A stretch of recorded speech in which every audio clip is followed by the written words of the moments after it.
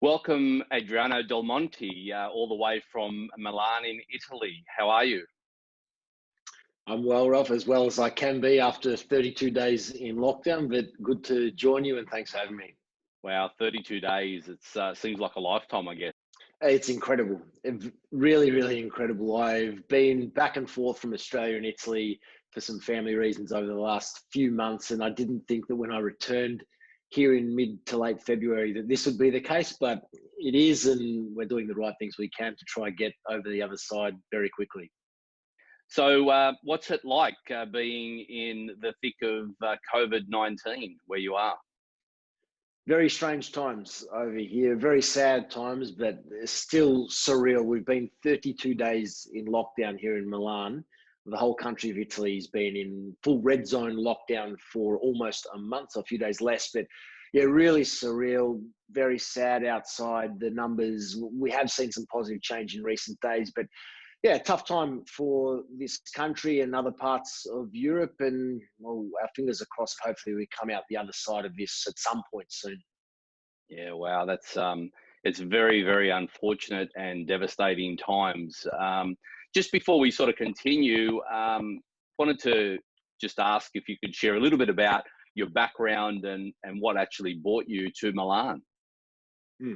Well, I've been doing a lot of work over the last decade in football, mainly football broadcast, covering soccer right around the world.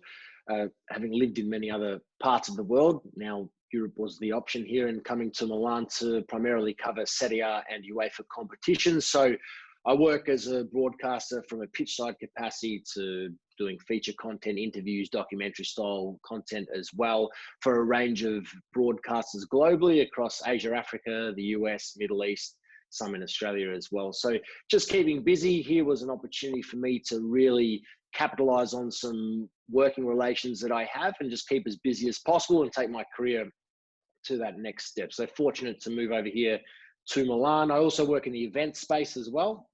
So I cover some notable events, worked with FIFA late last year at the Best Awards, which was held here in Milan, and that was won by Lionel Messi, and great opportunity to mix with some of those names. And just, as I said, here to take my career to that next step and be right here in the thick of things in Italy. And you're originally from Melbourne, That is correct. and your passion has taken you globally. What are some of the other areas that you've been to? Yeah, fortunately, I've been able to spend a lot of time covering the World Game for, again, international broadcasters across Miami, New York. I've spent a lot of time there. Spent a year out in Doha in Qatar with beIN Sports at their international headquarters, and still do a lot of work with them right around the world, and have spent basically a lot of time now across Europe covering various competitions and matches in a range of countries, which has been a great thrill, as I said. So it's certainly been a tough journey. It's not easy, especially from Australia, to cover the World Game globally, because it is very, very difficult to make inroads in the industry as it is. But again, with the opportunity presenting itself to get over here and really work for a range of broadcasters to open up the possibilities, it has been a great thrill, and obviously very disappointing though that this current season, given what's happening, has come to a temporary halt. Yeah, so let's talk about COVID-19. We get the highlights from what has been happening over there through our news channels, but being right in the heart of it, can you give us sort of a more on the ground update with how you see it and what you've actually experienced over there? Well, obviously very difficult times, as I said, and the fact that we have been effectively in full lockdown here in Milan, in this region here of Lombardia, which has been the worst hit for 32 days. There's not too much that we're physically seeing. However, to their credit, the government and the leaders of these regions have been very, very efficient with their communication via social media, via television, and it has been very easy to stay up to date with what's going on. And obviously what is going on is very overwhelming, very sad, and very tough to deal with. I know many people who have had people who have contracted the virus, unfortunately some who have died from this situation as well. So look, the numbers are alarming. To live through it and see this country hit by this devastation has been incredibly sad. But particularly earlier on, how united the country and the people have remained has been a beautiful thing to see. I'm sure you saw the images weeks back of Italians coming together on their balconies and singing and playing music Yeah. and really maintaining that level of camaraderie amongst the community was beautiful to see. But the unfortunate reality of where we're at now, over a month in, is that that's stopped. There is still hope, but obviously the longer it goes on, it's a very tiring situation. But as I said, we are hopeful that now we are slowly getting to the other side, but we're also very realistic that unfortunately there's still a long way to go. So 32 days in, have you been given any indication of when that may be lifted? Well, we were initially supposed to get out of the lockdown about 4 or 5 days ago on the 3rd of April. The Prime Minister then delivered a press conference to suggest we're going to extend that by another 10 days, which we knew was coming.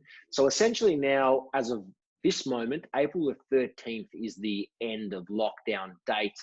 However, we're very confident that that will again be extended by another 2 to 3 weeks. In Italy, there are a couple of public holidays coming up, which I'm very certain that they will want to avoid having the public out and about at all costs, just for the fear of people taking advantage of the measures being eased a little and perhaps big groups forming once again. So, look, no confirmation yet, but I'm almost certain that we will see this through to the start of May, which I don't want to even think about how many days that will take us through to in terms of days in lockdown. But I think it's the right thing to do, given how far we've come. There's no point in pushing the boundaries now. And we have been continually warned that the potential second wave is the biggest danger.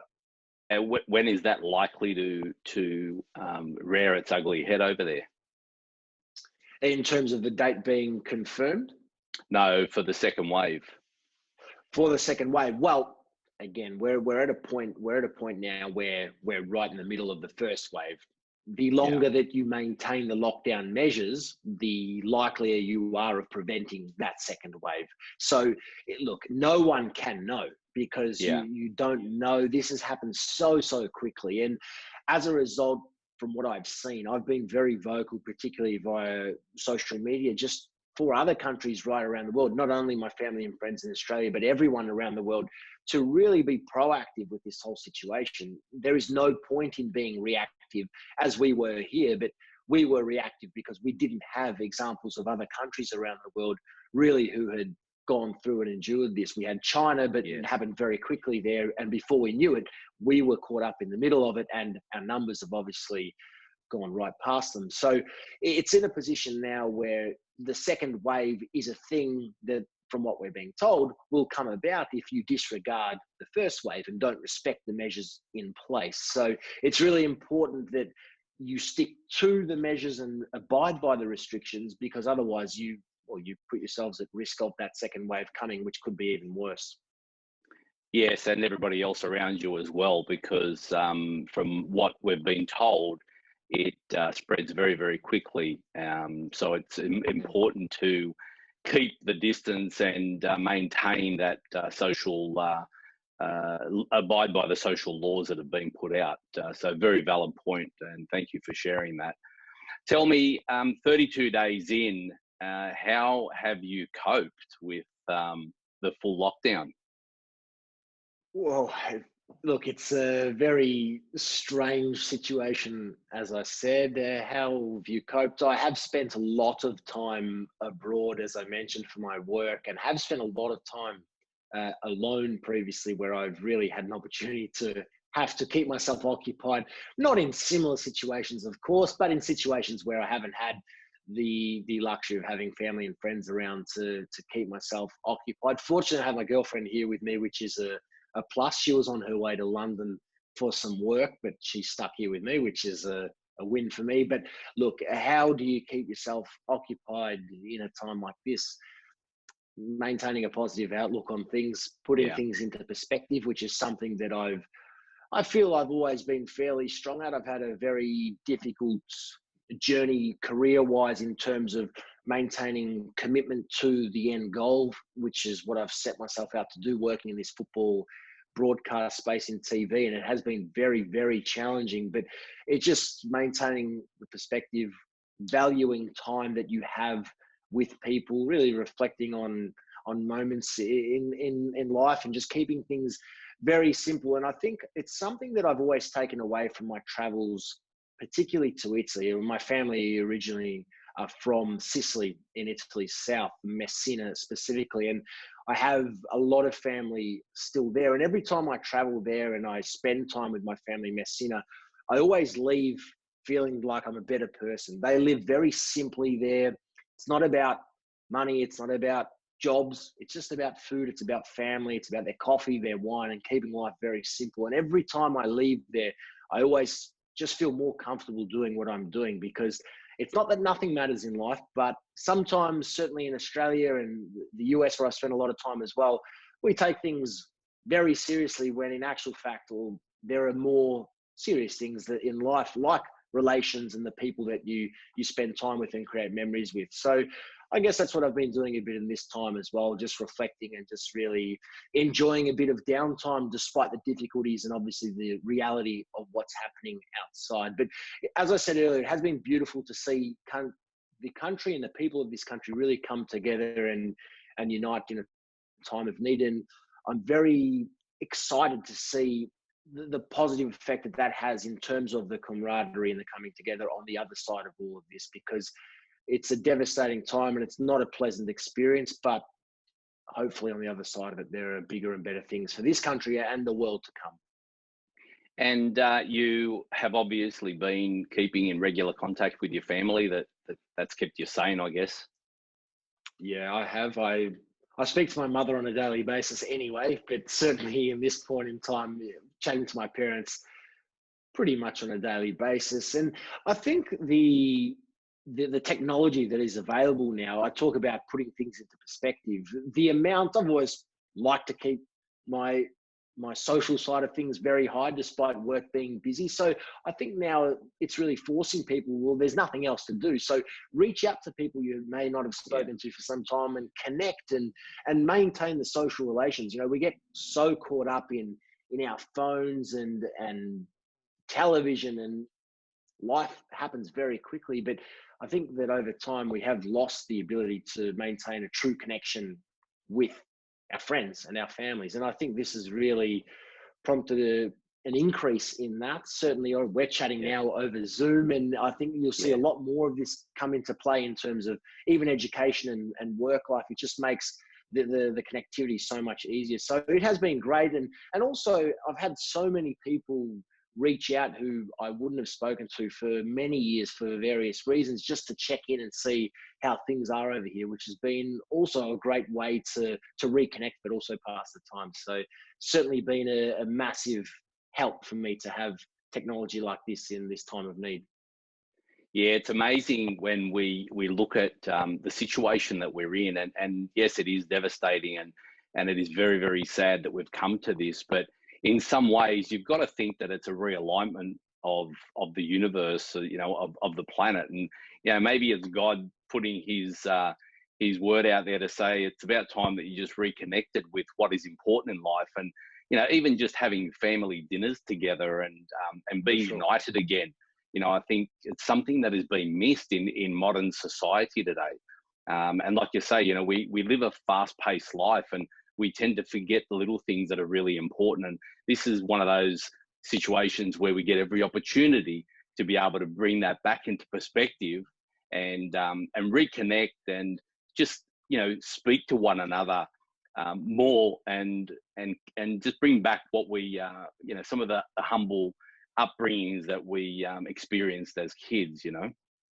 For sure. And I think that will only benefit societies and communities going forward. It's something which we do take for granted because it's not something which is a part of our day-to-day life in those fast-paced countries, which Australia and the US, as I mentioned, for me certainly have been. And it's just about appreciating the simple things in life. And if people can take that out of this experience, irrespective of the situation in your respective country, I think that's a massive win for people in general. Yeah, absolutely. And, you know, for me, with my family over here, and, you know, I've got three kids. Chris, who you interviewed a couple of years ago, and he's a machine at the moment. So he's disappointed because obviously he can't play the season with everything that's happened because it's his last year, and he was really looking forward to it. But we're training every day, with the equipment that we have at home, and just even doing a lot of our own body stuff and a lot of ab work. And he's got his own ab classes going with his mates, and he's getting up to 20 people on a Zoom call doing an ab session with him, which is amazing. But it's just good to have that connection again, Of course, absolutely. As I said, reconnecting with people who you otherwise wouldn't have, and just learning new things about people, spending more time with people in a different way, obviously, but making the most of a difficult situation is all you can do. So again, in answer to the initial question, what am I doing to pass the time? It's exactly that. Just reconnecting and putting things into perspective, keeping things very simple. And I hope that I and everyone maintain some sort of perspective with regards to that mental side of things on the other side of all this. Yeah, and that's really important, and I'm glad you raised that, because I think mental awareness is a huge thing. A lot of people can't cope, and it's important to stay positive. It's important to keep the mind active, because the mind can wander, and it can do some amazing things to us when we have that quiet time. We sort of tend to go into dark places, and it's important to stay as active as possible. So I'm glad you brought that point up. In the football world, where do you see the season heading, and what do you see coming out of this for football in general? Well, obviously football itself is secondary to all of this, but obviously as well, at the same time, the respective competitions and organisations are putting tentative plans in place to determine, well, what do we do on the other side of this if and when that takes place. Now, first and foremost, an important thing to know is that most experts here have suggested that with regards to crowds, almost impossible that we will see a crowd, certainly at a football match in Europe, for the remainder of 2020. That's almost been confirmed right across the board, widespread by many, many experts. In terms of the football itself, though, well, it varies country to country, obviously, because the situations in those respective countries have differed. Now, the latest reports as of only hours ago, talking about Italian football, again, we were the country really first hit here in Europe, and we've been the worst hit in Europe. We are essentially looking at returning to action in late May, tentatively. And in that late May period, there was a report yesterday that broke from Gazzetta dello Sport, one of the major publications here, who have indicated that they would look to move potentially all 20 clubs to the Rome region. And in the area of Rome, the Lazio region there, they would look to play the remaining 11, 12 rounds of football within a 6 to 7 week period. How they do that, how that all works, how that integrates with Champions League and Europa League, they do not know. The big story, though, of the week, Ralph, has been that UEFA, they have basically allowed a little bit more flexibility than was previously being reported, with the view in mind that they are adamant and determined that this season will be complete. Now, keep in mind, if seasons aren't complete in Europe, then what happens next season with big UEFA competitions, the Champions League, the Europa League? What happens with promotion and relegation in domestic competitions where so much money is on the line? There are so many logistical challenges they face that I think now, if time allows for it, they will do everything they can to complete the current campaign, even if it trickles into the dates for next season. Well, that's certainly the word coming here out of Italy, because there's too much riding on the respective seasons. They're too deep into the season to not finish it. So it's still very confusing because the information is changing on a daily basis, but that's the reality of world sport at the moment. So it's still a long way to go before we get back up and running, but they will do everything within their power to see the final third or quarter of the respective seasons complete. And you're still taking on interviews, obviously, from your home, because we're doing this interview, but that's obviously keeping you active and up to speed with what's going on around the football in general. Yes, certainly. Obviously, my Look, the normal work that I do for the broadcasters, I work with across the board, Fox Sports in Asia, Super Sport in Africa, I do some work with ESPN, in sports.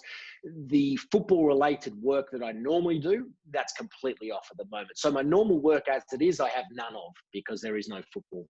Mm-hmm. However, as a result of my base and my relations and what I've been doing, yes, I've been certainly covering this situation and then also this situation and its impact on football right across the board globally as of the last month. So it has been an important task for me to have because it has given me something to do first and foremost, Yeah. but secondly, and more importantly, it has been a good way for me to be able to share some of the experiences and messages that we've learned here with the rest of the world to hopefully have some sort of impact. At times it's felt like I've been living in the future, particularly as countries were coming into the lockdown initial phases, because we went through the exact same phases when we were commencing all of this back in late February. And it has been really important to be able to share that with different parts of the globe. Adriano, thank you very much for your time. It's been an absolute pleasure, and to hear firsthand from yourself how everything's transpiring out there. It's amazing. So really appreciate your time. Take care, stay safe, and I really look forward to chatting with you at some stage soon. My absolute pleasure. Looking forward to chatting further soon. Thank you.